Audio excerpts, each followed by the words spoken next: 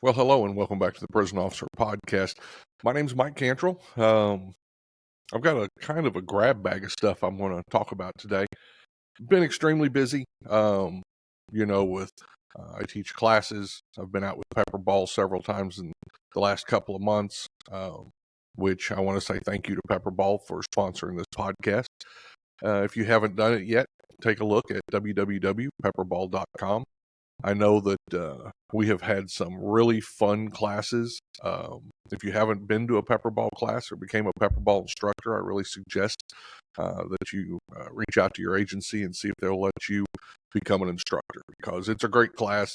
Of course, we get to go out on the range.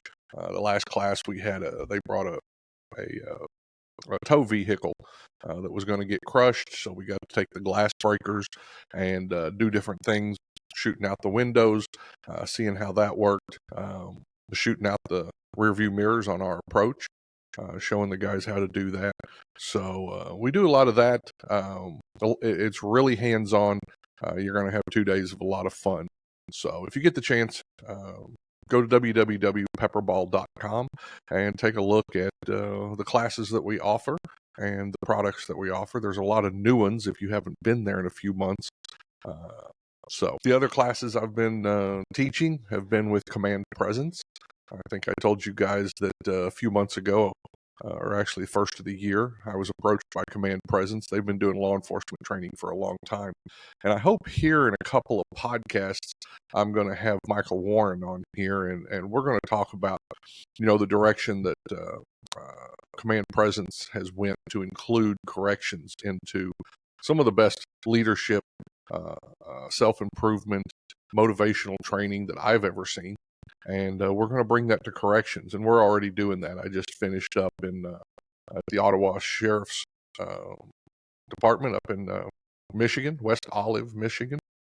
And so we had a couple of great days up there teaching report writing, depositions, and testimony for corrections. And so things have been just really busy. Got a couple of things, been dealing with a kidney stone. I don't know if you guys want to hear that or not, but that's slowed me down on a few things. So, but I've got I had to put off a few of the speakers that we've got coming on, a few of the people we're going to interview, but hopefully this week or next week I will get them in here. I've got some really good interviews coming up, lined up for the podcast to kind of finish up the year with, right? Yeah, we're winding down. Holidays are coming. Stress is coming, right? So, well, this week I got some communications, and I love it when I get emails or when somebody, gets on the website and they send me a note or tells me what's going on. I love hearing that stuff. But one I want to share with you today, and of course, I don't do names. I don't want to put anybody out there, but I talked to a guy, a year or so ago, and he was starting at a correctional facility, a juvenile correctional facility. And so we had some discussions about how best to approach that. And he reached out to me the other day, and I want to read this. So there was a riot in one of our units a few months ago. I got punched and headbutted in the face. Since then, things have not been the same. My ability to get work done hasn't been the same. We also recently had someone jump ranks from sergeant to captain. It's taken some toll among those who got passed over. It's been more of a toxic work environment. 5 or 6 of our sergeants have been out on work injury, and it's caused a lot of mandatory overtime for me, working third shift and then being held again for first shift. At our facility, they won't let us use less lethals, even though most of these kids have adult bodies. And they have attacked us before. Justice is slow, and because we can't or they won't charge them, we have to wait out their sentence and then charge them, or their juvenile sentence is vacated. Do you have any tips with getting past some of these mental roadblocks? Wow. It's not unique. That's not a unique thing that I hear. I go out and I teach, and I get to talk to correctional officers, and I get to talk to people who are still working. I realize that I have retired. My 30 plus years is done, but I still have a lot of connection with the people who work, and in many ways, the work environment's changed, but in many ways it hasn't. And so what do I mean by that? Well, I mean that the things that worked before, the good things, still work, still produce good results, produce good culture, good institutions, good officers. Um, when I first started, I didn't want to be a correctional officer. It was a get-by job. I'm not going to lie to you. I didn't. I hear very few people. I've met a couple since I started doing the podcast that said, in third grade they raised their hand and said, I'm going to go into law enforcement. I want to work in jail. I've actually talked to a couple of people, but that wasn't me. That was never my intent or my goal. My father was a firefighter, and I was expecting to go into either the fire department or to go into possibly the police department. We knew a lot of officers that my father hung around with. So that was the direction I was going. And at the time, I know you guys don't realize this, but at the time when there was 5 or 6 openings for the police or the fire department, there was 500 or 600 people who applied for those jobs, which just sounds crazy now, but it's the absolute truth. You'd show up, and more than likely you would apply, and then you would take a written test. The written test would cut that field of people that you had to compete against in half, and so you'd show up on usually a field day kind of, and there would still be 200, 300 people, you know, carrying the hose up 4 flights of stairs, and then dragging the dummy, and then running a mile or a mile and a half, depending on what department you were with. And so those scores, along with your written score, placed you on a list for 5 or 6 jobs. It's almost foreign now that I think about it. I mean, that is so long ago, and now recruiting and retention has changed so much. But I digress a little bit. I did not plan on going into corrections. It was kind of an accident, or it was kind of a job to get me by with insurance for the family until I had the opportunity to get into one of those other jobs. So I'm going to tell you, I wasn't happy. I wasn't happy at work. I see a lot of what he talked about there. You get stuck on one of those off shifts when you're new, and you're getting ready. You spend 8 hours doing your job, and then you're getting ready to go home, and somebody bangs in, and now you got to stay another shift. Overtime's not new at corrections. It's always been there, and it's so the world does get tough. It takes away working in corrections. Kind of takes away the I don't want to say that the belief in good in some ways. I mean, I wasn't raised up around crime and criminals and that type of stuff. I wasn't raised up in a neighborhood or a family who promoted that. So it was kind of a new thing to see that. And at times it was depressing, to see people treat people that way. I'd seen violence, and I've talked about this before, Friday night on the square. Absolutely, we were violent to each other. We got in fights. We got in fights at parties. That was normal stuff. But to see people actually try and kill each other, and to see the thought and the depravity and the lack of compassion for a human being, kind of changes you, and it gets you a little depressed. And so I went through that. I went through that quite a bit, and I understand where he's coming from. And sometimes that stuff stacks on top of each other. I remember the first time I was attacked. He said he got punched in the face. I'd been in all kinds of fights. It wasn't nothing to have physical contact with another man. We fought all the time.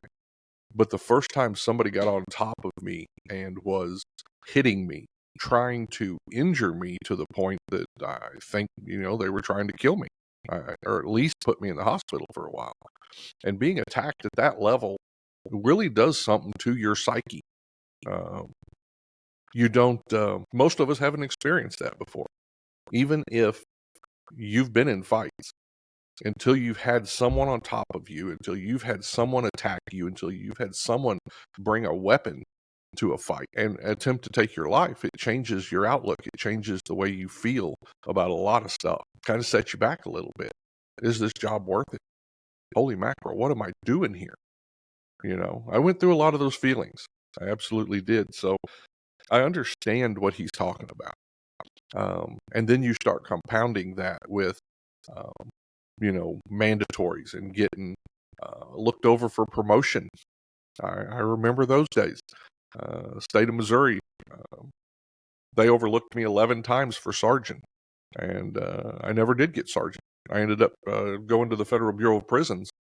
So I understand that. Even when I got into the Federal Bureau of Prisons and was working at the Federal Medical Center, the consensus at the time was that they don't promote from within.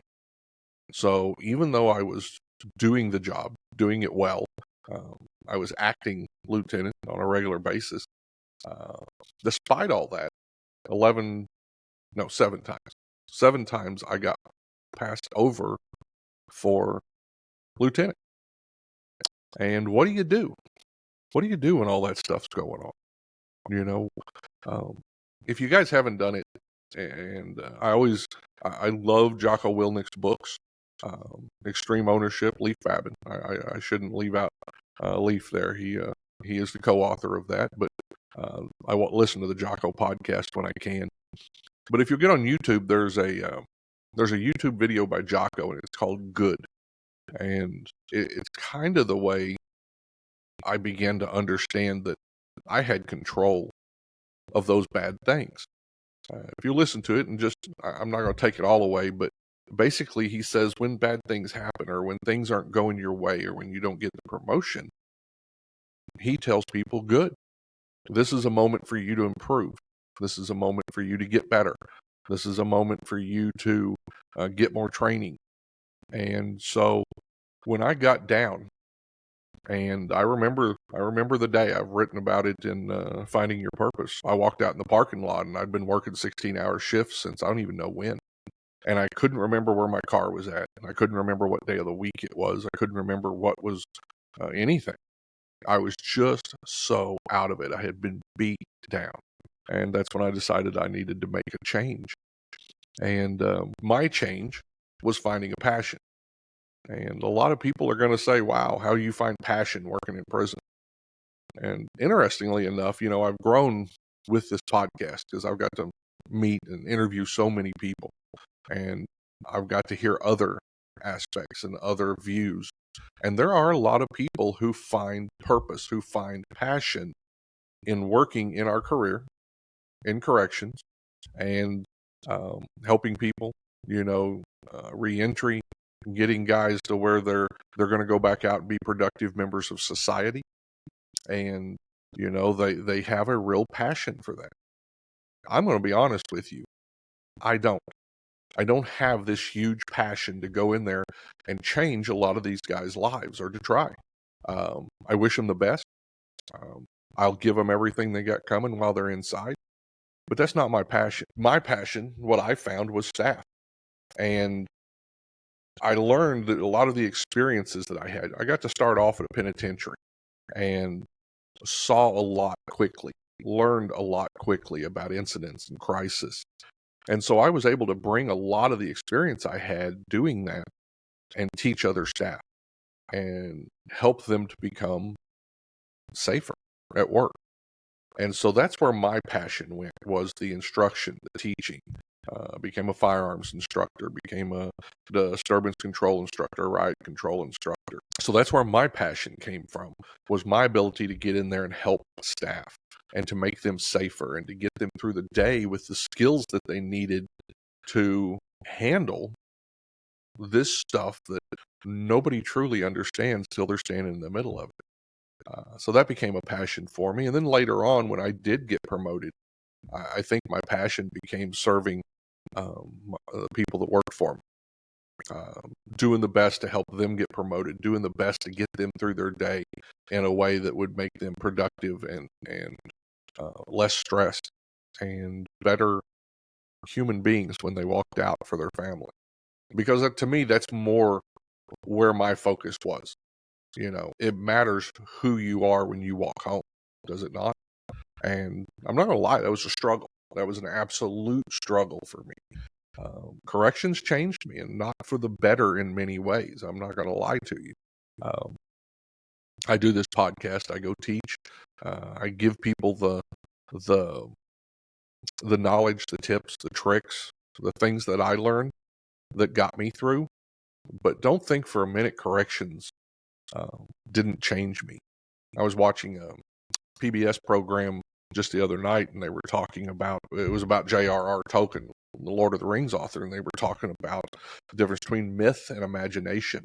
And I do believe that one of the things that was stolen from me was my imagination, a lot of it.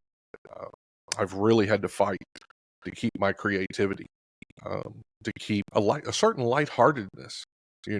I see a lot of people that get to go through life, and they have this certain lightheartedness about life. That's something I have to look for. It doesn't come to me easily. It doesn't come to me without work. And that it wasn't always that way. And maybe part of that is losing your youth, but I absolutely believe part of that came from working in corrections. So, what can I tell him? He's dealing with things on top of things on top of things, getting hit, the mandatory overtimes, getting looked over for promotion. Well, the number one thing I can tell him is to find passion and just figure out where that is. Is it helping other staff? You may be able to find it helping inmates. You may be able to find it. I knew people who had a very strong Christian faith. I've had a couple of them on here, and they took that Christian faith to work, and that was their passion, was to bring that to maybe people who hadn't been exposed to it before. So that's my advice for him, is to go find a passion. And for some people, and I had a little bit of this, you can find your passion at home and understand that when you go to work for 8 or 16 hours, that is supporting your true passion. And I know a few of those guys. I know a guy that, I don't know how many mountains he's climbed. He's done a lot of hiking, and he's climbed some, pretty impressive mountains, and done that kind of stuff. And his passion is outside of work. He comes to work to support it. So figure out what that passion is. Figure out how you're going to get through that day with a thought other than what's going on at the moment. And I don't mean check out. We have to be ready. We have to be situationally aware. But to have something that drives you forward every day, whatever that may be. And it doesn't come easy. Sometimes it's a search. I had to search for it. Absolutely. So, I talked to another former supervisor, and him and I had a discussion, and he dropped me a little line, and I'll just read it off here, and we'll talk about it. He said, in the field of corrections and detention, new staff walk in and are trained or begin training expecting the bad because of where they work now. As supervisors, we all have to document all the bad in reports. We report all the bad, and in briefings and emails, all of the information is about the bad. So, who's reporting the good? He said a suggestion that I like is, to those who are looking for the missing link between today's new officers and today's current leadership, is training that will make reporting good a part of your operation. Train staff in reporting, get staff to communicate more, build teams, groom the next leaders, and recognize the good. And I think he's spot on there. How do we find the good at work? Well, one of the things I think he's leaning towards there is culture. And and I'm going to go to another conversation here, and then I'm going to hopefully bring them together in a coherent sentence. But I had another officer talk to me last week while I was in class, and he had about 1.5 years in. And he said that they had some policy, and I'm paraphrasing, so don't hold my feet to the fire on this. But his policy said something along the lines of paraphrasing here a little bit, so don't take me right at my word, but he said their policy states that when you're dealing with an inmate who may be, irritated or may be getting ready to become violent, that you should try to engage them with de-escalation communication and get them to go ahead and submit to the restraints, and where you could, move them to a place that's more secure. He said the next paragraph said, if that's not effective, you will put hands on and use open hand techniques to gain control of this inmate. And he said, I have a problem with the word will, because I find that it causes some of the staff to think this is the next step, that there is no other options there, that the de-escalation isn't highlighted as much. And he asked me, should it be the word will or shall, or should we have different words in there? And my answer to him, I think he had to think about it a little bit, but my answer was, I don't think it's as much about the words specifically in that policy as it is the culture. The culture is what's going to decide whether or not you have an officer with a punishment mentality who takes those words literally and tries to physically engage because he has permission from the policy. I think your culture also will speak to other people and say, this is where I start, this is what I can do, but they're going to see what other people do, what the supervisors expect, what the warden has laid out as expectations, what he sees supervisors do, what he sees senior officers do. And that culture is going to dictate more so than policy, because policy is made to be interpreted, right? All policy is. I can take policy and I can focus it this way because that's what I want to do, or I can take policy and I can focus it this way. What matters is the culture. What matters is what the supervisors show, what the senior officers show. That's what you're going to have people latch on to. That's what you're going to have people make part of their way of work. So that's my answer with the good, finding the good. I once again believe it's culture. We've lost a lot of this. We've lost a lot of this, losing a lot of the staff that have been around for a long time. A breakdown in communications in our society is causing some of this because we don't regularly engage each other the way they used to. And I know I'm going to have a couple of, well, when I came in, they didn't talk to me for my first 6 months. They may not have came up and talked to you about, what's your favorite football team, but they talked to you all the time. They showed you all the time. They brought you around when it was time to do stuff so that you could observe and see how it was done.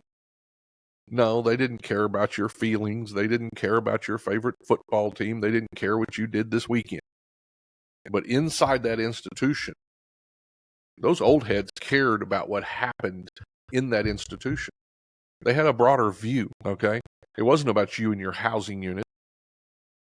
It was about the safety of the public. Inside that, it was about the safety of the staff inside the institution. It was about preventing escapes. It was about preventing murders. It was about the big stuff. So when they tell me they didn't talk to us back then, yes, they did. I know they did. And we need to bring some of that back. If you go to classes these days, you're going to, leadership classes is what I'm talking about. You're going to have discussions where you talk about impacting and influencing your staff. And, Gary York and I, a couple of episodes ago, had a great talk about this. Do your staff believe you're genuine when you walk by and check on them during the day? Or do you walk by, wave your hand, and say, hey, what's up, and go on by? Do you open the logbook, make sure they're doing what they're supposed to, and then walk on by? Or do you stop for a minute and say, how you doing? That's a little more of what's expected today. But how many of you walk in there and say, step over here and let me show you a good way to do this? How many of you quiz? I'm talking to supervisors here.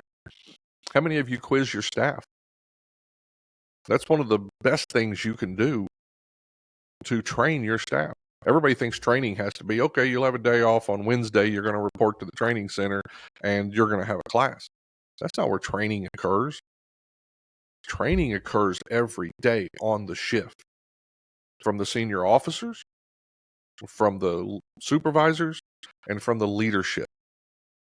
And they should be training. I worked with a warden. He still works in corrections, and he was great. And everybody will tell you, every time he saw you, he had a question for you.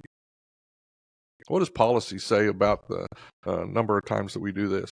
And he never asked a question that he didn't already know the answer to. I never heard him do that. But he would ask questions every time he saw you. And you didn't even realize it. But you were getting taught. You were getting these important things put in your head. And I remember, just it's the little things. I remember the old guys setting the example. And, hey, come on, I'm going to go do rounds. Come with me. So you go walk with them. They're checking the door handles. Every time you go around, they're checking the door handles. And then they'll stop and say, you know why we do that? Why do we do door checks? What's the worst case scenario? And a little bit of critical thinking there. They make you think about what's possible, why it's important. Because it only takes once. We know that. Once, and we're in the funny paper. And then the other thing, I guess, that I heard about this week and that I want to talk about is working with bad bosses. And so I've had people ask me, I've got, and he kind of mentioned it, the guy mentioned that, some people had been promoted over some people who deserved it. Does that happen? Absolutely, it happens. It happens all the time. But what do we do? Now we're working for a boss who may not be the best boss, who may have got promoted too fast. What do? Do we just walk away from that, ignore it? Do we help them? How do you feel about that? Well, here's what I'm going to tell you. You can lead from the bottom. You can lead up. You can lead without rank. I've known hundreds of correctional officers who led without rank. I think of one right now that everybody looked to. Everybody did. Because he was a leader. He was a correctional officer. He was a senior officer. Came in, did his work, but he led everybody through the culture he set, the on-the-spot training he gave, the way he talked to people, the way he talked to inmates. So you can absolutely affect, right, the culture, the institution, your job. It's kind of tough. Absolutely, it's kind of tough. What normally gets in the way of all this? What normally gets in the way of you leading up? Most of the time, I think it's pride. It's pride and ego, right? Well, why do I want to help him? Why do I want to help that guy? I'm not going to get anything out of this. You are going to get something out of this if you play your cards right. Making the boss look good is always good for you. Always. If the boss looks good, the agency looks good. If the agency looks good, your department looks good. It's always good to support the boss, even if you don't like them, even if you don't believe in everything they're telling you. As long as it's not illegal or immoral, it doesn't matter whether or not it's exactly what you believe. You'll have your opportunity someday. But right now, you need to support that boss. You need to support that lieutenant, that captain, that warden. You don't have to agree with them, but you should be doing your job the best you can, making them shine the best you can. And what usually gets in the way of that? Ego. I want people to notice me. Well, have them notice you as a good follower. Because what do all leaders need? All leaders need good followers. And if you're not a good follower, the chances are you're not going to be a good leader someday. How you like that? The other thing I want to talk about, have you trained your staff to make good decisions? And we talked a little bit about that on-the-spot training. Have you trained your staff to make good decisions? People get so upset with well, why'd you do it that way? And you've even got bosses who immediately want to write somebody up or they want to put it in their eval. Well, they did that wrong. Let's stop. And this is back to Jocko and extreme ownership. Why did they do it wrong? Is it truly a person who's not doing their job intentionally? Is it truly a person who is a bad worker? Or is this a person who wasn't given the tools by who? You, the leadership, that wasn't given the tools to succeed. If you want good decisions out of your officers, if you want good decisions out of your sergeants, if you want good decisions out of your lieutenants, you've got to provide them not only with the chance to make decisions, but you've got to let them fix those decisions. You've got to not only give them the environment with which to make good decisions in, okay? You're the supervisor, you're guiding them, you're leading them, putting them in that position, and then allowing them to do what? Make decisions. Now, here's where we usually get in trouble. As leaders, as new leaders, older leaders, I think, get this better. But as new leaders, you're going to look at the decisions they make, and you're going to say, well, that's not the decision I'd make. Are you always perfect? If you are perfect, go ahead and turn this off and move on, because I don't have anything for you. If you're not perfect, understand that your way is not the only way. Once again, ego and pride's coming in here. Agree with me? It's your ego and it's your pride that says you're the only one that knows how to make a decision about that. There are many ways to make a decision about, more than one way to skin a cat. You've heard that all your life. There absolutely is. Is there only one way to remove an inmate from a cell? Absolutely not. De-escalation, right? Time, less lethal, roll the door and send the team in. Are any of those decisions wrong? Not by themselves. All of those are things that are allowed within policy. So let them make their decisions. Guide them.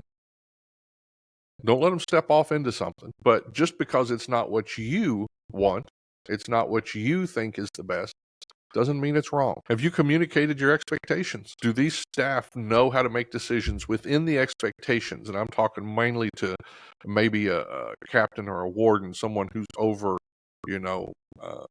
a larger area. Expectations are needed lower, but usually you're closer to that. Do they know the expectations? And I'm not talking policy. Policy is not expectations. Expectations is culture. Have you set the culture? If you have great culture, most of the problems go away. Do they not? You don't have to look for people doing the wrong thing, because most people are doing the right thing.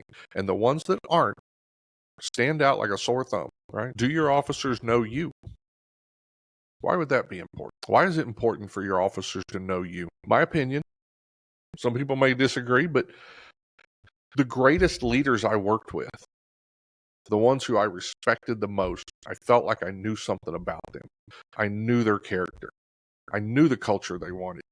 I knew their expectations. And what do you think that caused? When I made decisions, I didn't want to disappoint them. That's the truth. That came back through my head.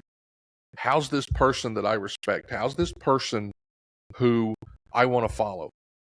How are they going to feel about this? You may have a little bit of that. I mean, it's cultural. We have that within our families, do we not? Absolutely. You want to do great so that your family's proud of you. Your community, your culture at work does the same thing. So do your staff know you? Do they understand the mission? Do they know your expectations? Do you let them make decisions within that framework? If you do, you're going to have a great institution. You're going to have a great department. You're going to have a great team wherever you're leading at. So anyway, I hope you got something out of that. It's just, I brought a lot of things together. It's been busy the last month or so, like I said, class after class. So I've got to talk to a lot of people. I see a lot of people struggling in corrections, but I still see a lot of hope. I see a lot of hope for the people that are there. I see a lot of, it's easy to shine right now. If you want to go to the top, go. Set your goals, find your priorities, become a good follower, and then become a good leader. If you want to be a warden, if you want to be an administrator, if you want to, whatever it is you want to do in corrections right now, the doors are open to you. That doesn't mean it's not tough. You're going to deal with bad days. You're going to deal with the stresses. You're going to deal with the nastiness and the criminality of what we see every day. So you got to find your passion. You got to have that so that you can carry it with you in those dark times. I hope that helps a few of you. I hope you have a great day. So that's it for the Prison Officer Podcast. I'll see you next episode. Before we get off here, I'd like to thank one more of our sponsors. If you haven't done it, go to www.omnirtls.com. That's omnirtls.com. It is the best way to track and monitor the inmates in your jail or prison. So go check out the website. I'm proud to have them as a sponsor on here also. Have a great day. I'll talk to you later.